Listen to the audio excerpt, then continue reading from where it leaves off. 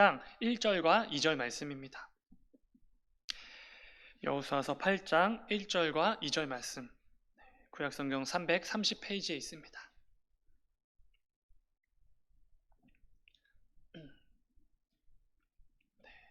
다 찾으신 줄 믿고 우리 오늘 본문 한 목소리로 함께 읽도록 하겠습니다. 시작. 여호와께서 여호수아에게 이르시되 두려워하지 말라, 놀라지 말라. 군사를 다 거느리고 일어나 아이로 올라가라. 보라, 내가 아이 왕과 그의 백성과 그의 성읍과 그의 땅을 다 내 손에 넘겨주었으니 너는 여리고와 그 왕에게 행한 것 같이 아이와 그 왕에게 행하되 오직 거기서 탈취한 물건과 가축은 스스로 가지라. 너는 아이성 뒤에 복병을 둘지니라 하시니. 아멘. 아멘. 잠시 기도하겠습니다. 사랑해 주님, 감사합니다. 아버지, 오늘도 우리에게 귀한 하루를 허락하여 주시고 또 이 귀한 저녁을 맞이하게 하시니 또 예배의 자리 가운데로 우리를 인도하여 주시니 주여 진정으로 감사드립니다. 아버지, 이 시간 성령 하나님 함께하여 주셔서 이 시간 예배드리는 모든 자들 주님 기억하여 주셔서 이 시간 하나님 말씀을 통하여서 선포되어지는 하나님의 마음과 하나님의 뜻을 깊이 깨닫고 돌아가는 이 귀한 시간 될 수 있도록 주님 인도하여 주시옵소서. 주님 감사합니다. 거룩하신 예수님의 이름으로 기도드렸습니다. 아멘. 우리 함께 읽은 말씀을 가지고 다시 기회를 주시는 하나님, 이런 제목으로 말씀을 나누도록 하겠습니다. 여러분 잘 오셨습니다. 여러분 오늘도 함께 예배하게 돼서 너무 좋습니다. 오늘 함께 나누게 될 여호수아서 8장은 우리 성도들의 삶에 굉장히 중요한 교훈을 주는 말씀입니다. 성도가 삶을 통해 하나님께 순종할 때 어떤 결과가 주어지는지에 대해서 정확히 말해주는 본문이기 때문에 그렇습니다. 또한 만약 하나님께 순종하지 않을 때 어떤 결과가 주어지는지도 정확히 보여주는 말씀이 오늘 우리가 함께 묵상하게 될 여호수아서 8장 말씀입니다. 이를 통해 하나님 말씀에 순종하며 그분의 뜻을 따라 살아가는 것이 참된 성도의 삶이라는 것을 함께 말씀을 통해 나누어 보려고 합니다. 본문 8장 전에 등장하는 6장에서는 철옹성 여리고성을 쉽게 함락하며 승리를 취하는 여호수아와 이스라엘 백성들이 등장하게 됩니다. 중요한 것은 이들은 오직 하나님 말씀에 순종할 때 그 엄청난 승리를 맛보게 되었다는 것입니다. 그러나 곧바로 이어지는 7장에서의 아이성 전투에서의 참담한 패배는 우리에게 또한 중요한 교훈을 주게 됩니다. 치열할 것으로 예상된 여리고성 전투에서는 단 한 명의 전사자도 발생하지 않았는데 그보다 약하고 조그만한 아이성 전투에서는 무려 36명의 전사자가 발생하게 됩니다.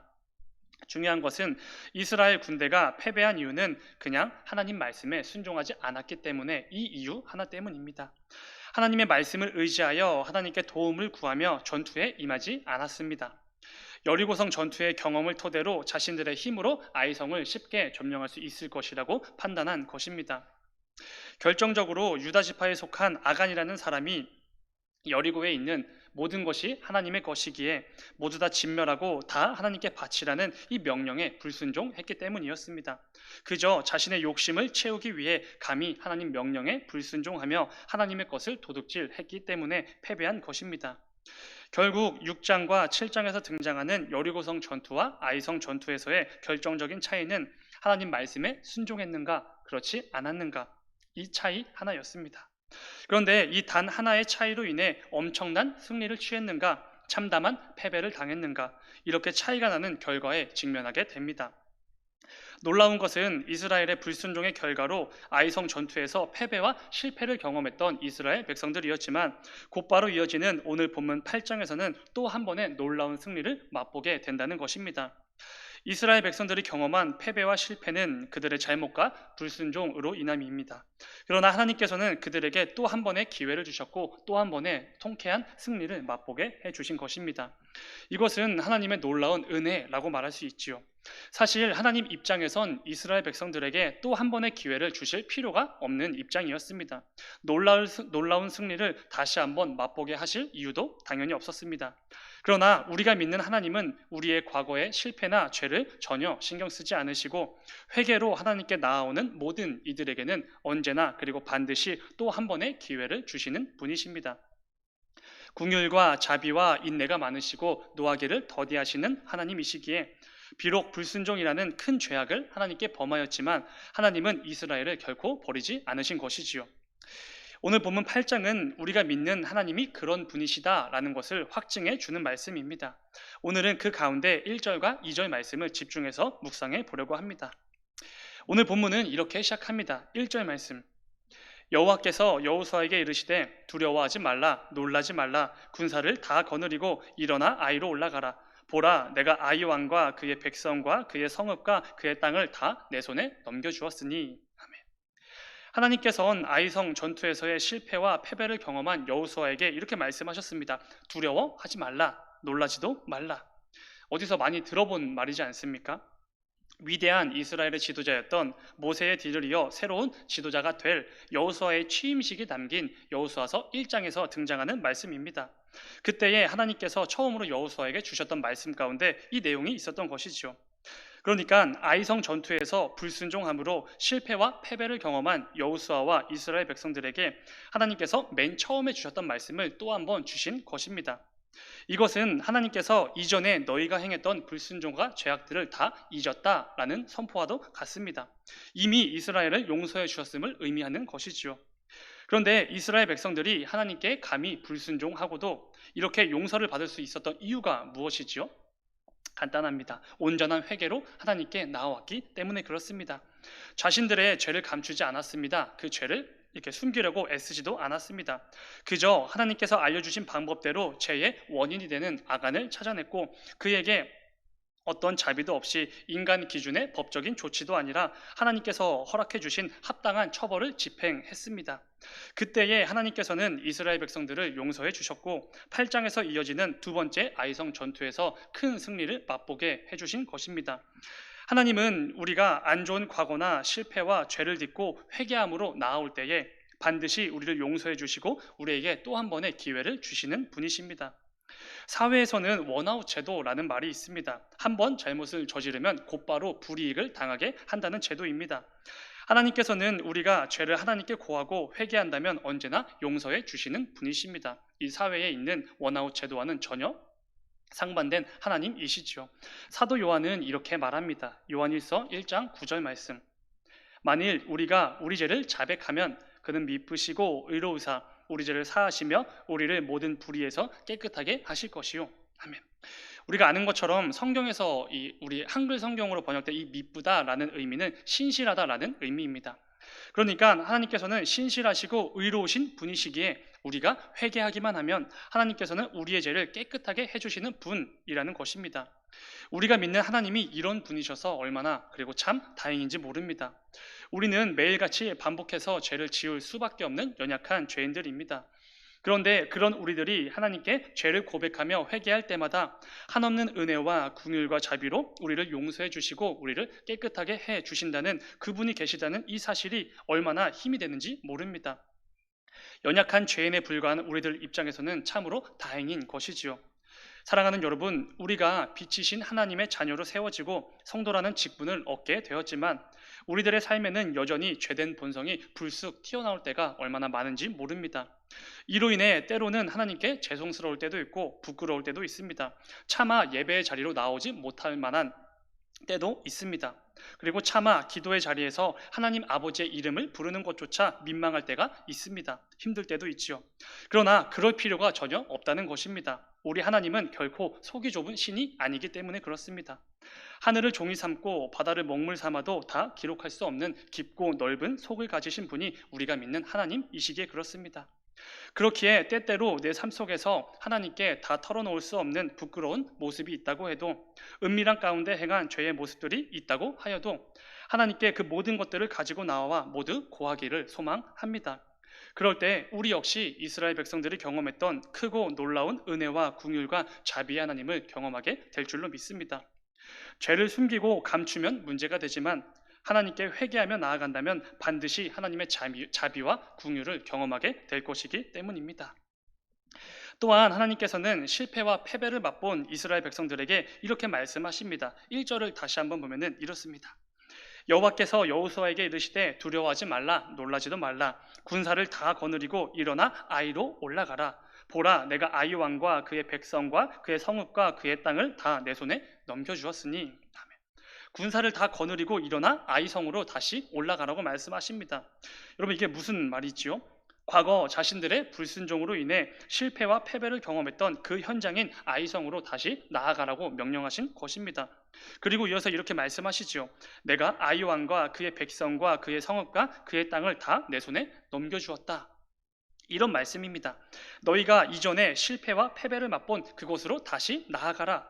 이번에는 실패와 패배가 아니라 승리를 맛보게 될 것이다. 이런 확신의 말씀을 주신 것입니다. 그렇습니다. 우리가 비록 전에는 무너지고 넘어진 부분이라고 하여도 모든 것들을 하나님께 아뢰고 하나님께 은혜를 구할 때 우리가 수없이 패배했던 그 현장에서도 하나님은 반드시 승리를 맛보게 해주신다는 것입니다. 요즘 젊은 사람들이 태생적으로 탁월한 개그맨들에게 뼈그맨이라는 표현을 사용합니다. 뼛속부터 개그맨이라는 의미를 담아서 뼈그맨이라고 부르는 것이지요. 이처럼 우리 모든 인간은 뼛속까지 죄로 가득한 태생적으로 부패한 죄인들입니다. 그렇기에 우리는 한 번 넘어진 부분에서 또 넘어질 수밖에 없습니다.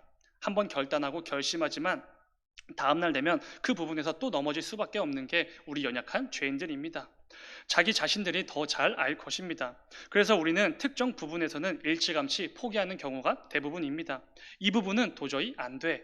이건 어떻게 할 수가 없어. 이건 이렇게 둘 수밖에 없다. 이렇게 생각하는 것이지요. 그러나 절대로 그렇지 않다는 것입니다. 우리가 감히 어떻게 해야 될지 엄두조차 나지 않는 부분이라고 해도 하나님께 다 아뢰고 나의 연약함을 온전히 하나님께 맡겨드릴 때 하나님은 반드시 우리가 매일같이 넘어지고 또 무너지는 그곳에서도 반드시 승리할 수 있도록 은혜를 베풀어 주신다는 것입니다. 사랑하는 여러분, 우리에게도 분명 이런 영역이 있을 것입니다. 가정에서든지 자녀 문제라든지 직장이나 사업장이라든지 분명히 있을 것입니다. 아니면 누군가에게는 예수님을 만나기 전부터 이어지던 잘못된 습관이 될 수도 있습니다. 하나님께서 기뻐하지 않으시는 부분임을 잘 알면서도 도저히 조절하지 못하는 영역도 분명히 있을 것입니다. 내 삶의 방향을 하나님께서 원하시는 방향으로 담대하게 나아가고 싶은데 이 부분만 도달하면은 담대하지 못하고 소극적으로 무너지고 넘어지는 영역들이 분명 있을 것입니다. 이것은 세상의 원리가 그렇기 때문에 어쩔 수 없는 부분이지라고 생각할지도 모르지요. 그래, 이 부분만큼은 어쩔 수가 없어. 이 부분은 그 누구도 나에게 뭐라고 할 수 없는 부분이야 라며 넘기고 있을지도 모릅니다. 그럴 때마다 오늘 말씀을 기억하시길 바랍니다. 하나님은 내가 매일같이 넘어지고 무너질 수밖에 없는 그 곳에서도 그 패배의 현장에서도 승리를 맛보게 해 주시는 분이십니다. 엘리 제사장과 그의 아들들의 경우를 생각해 보시기 바랍니다. 엘리 제사장은 자신의 아들들이 정말로 말도 안 되는 죄악을 행하고 있음을 알고도 모른 채 했습니다. 하나님께 나아가 기도하지도 않았습니다. 이미 너무나 악하고 패역한 자들이 되어버려서 포기했을지도 모릅니다. 도무지 하나님께 용서를 구할 면목이 서질 않아서 기도하지 않았을지도 모르지요. 너무나도 사랑하는 자녀들이기 때문에 쓴소리하는 것이 어려웠을지도 모릅니다. 그 결과 이들은 모두 비참한 최후를 맞이하게 됩니다. 그런데 그 악한 죄악을 저지른 자녀들을 위해 엘리 제사장이 아비된 자로서 하나님께 회개하며 기도로 나아갔다면 어떻게 되었겠습니까? 성경에 기록되지 않았기에 그 결과를 정확히 말씀드릴 수는 없지만 성경이 말하는 하나님의 성품을 고려한다면 그들은 과거의 죄를 깨끗하게 사함받았을 것입니다. 죄에 넘어지고 패배하던 그 부분에서도 승리하게 되었을 것입니다. 이를 통해 하나님을 위해 죽도록 충성하는 온전한 제사장으로 다시 세워졌을 것이고 다시 쓰임받았을 것입니다. 이것이 우리가 믿는 하나님이기 때문에 그렇습니다. 과거의 패배와 실패의 영향이 아직도 너무나 많이 남아있어서 도무지 손 쓸 수 없는 부분이라고 하여도 하나님께서는 이렇게 말씀해 주십니다. 모든 군사를 다 거느리고 아이성으로 올라가라. 내가 그 땅의 모든 것들을 이미 내 손에 넘겨주었다. 이 시간 말씀을 통해 내가 매일같이 넘어지고 무너져서 이미 포기하고 있었던 부분들이 있다면 그것들마저도 다 하나님께 아뢰고 나의 연약함을 다 맡겨드리길 소망합니다. 이를 통해 그곳에서도 하나님께서 허락해 주시는 승리를 맛보게 되는 우리가 되길 소망합니다. 내 생각과 판단으로 도무지 창피하고 부끄러워서 하나님께 나아갈 수 없다고 해도 단념하지 마시기 바랍니다. 우리가 하나님을 속이 좁은 그런 신으로 여겨선 안 될 것입니다. 언제라도 우리의 모든 죄를 가지고 나아오기만 하면 도무지 불가능한 부분에서도 큰 승리를 얻게 해주시는 크고 놀라운 하나님께 나아가 놀라운 은혜를 맛보는 저와 여러분이 되기를 간절히 소망합니다. 크게 두 번째로 살펴볼 것은 우리는 하나님보다 앞서진 않는지 늘 점검해 보아야 한다는 것입니다. 오늘 본문 2절 말씀입니다. 너는 여리고와 그 왕에게 행한 것 같이 아이와 그 왕에게 행하되 오직 거기서 탈취할 물건과 가축은 스스로 가지라. 너는 아이성 뒤에 복병을 둘지니라 하시니. 아멘. 하나님께서 아이성에서 얻게 되는 전리품들은 각자 알아서 마음껏 취하라고 말씀해 주십니다. 이것은 여리고성 전투에서와는 전혀 다른 하나님의 명령입니다. 여호수아서 6장 17절 말씀의 앞부분을 보면 이렇습니다. 이 성과 여리고 성입니다. 이 성과 그 가운데에 있는 모든 것은 여호와께 온전히 바치되 모든 것들을 다 하나님께 바치라고 말씀해 주셨습니다. 여리고성 전투에 앞서서 하나님께서는 이 명령을 분명히 주셨지요. 여리고성에서 취할 모든 것들은 다 하나님의 것이니 전부 다 하나님께 바치라고 분명 말씀해 주셨습니다. 그런데 아이성 전투에서는 이와는 다른 명령이 백성들에게 전달이 됩니다. 거기서 탈취할 물건과 가축들은 스스로 마음껏 가지라. 놀랍게도 아이성에서 얻게 된 전리품들은 각자 알아서 마음껏 취하라고 말씀하신 것입니다. 그런데 여기서 참으로 안타까운 한 사람이 떠오릅니다. 누구지요? 바로 아간입니다. 아간이 아골 골짜기에서 가족들과 함께 돌에 맞아 비참하게 죽은 이유가 무엇이지요? 여리고성에 있었던 하나님의 것을 도둑질했기 때문에 그렇습니다. 근데 바로 그 다음 전투지인 아이성에서는 하나님께서 뭐라고 말씀해 주셨지요? 거기서 얻게 될 모든 것들은 너희들 마음껏 취해라. 참으로 안타까운 상황이 아닐 수 없습니다. 조금만 더 참았더라면, 조금만 더 기다렸더라면 아간은 비참한 죽음이 아니라 넘치는 전리품들을 취했을 것이기 때문입니다. 여기서 우리는 성도로서 이 땅을 살아갈 때에 중요한 말씀의 교훈을 얻을 수 있습니다. 바로 하나님보다 앞서지 않도록 주의하는 것, 이것입니다. 우리는 생각보다 자주 하나님보다 앞설 때가 많이 있습니다. 혹시 하나님의 뜻보다 성경이 제시해 주시는 가치와 기준들이 더 앞설 때도 분명히 있을 것입니다. 이 세상의 가치와 기준들을 앞세우며 살아갈 때도 종종 많이 있습니다. 그리고 그게 정말로 정답처럼 보일 때도 있습니다.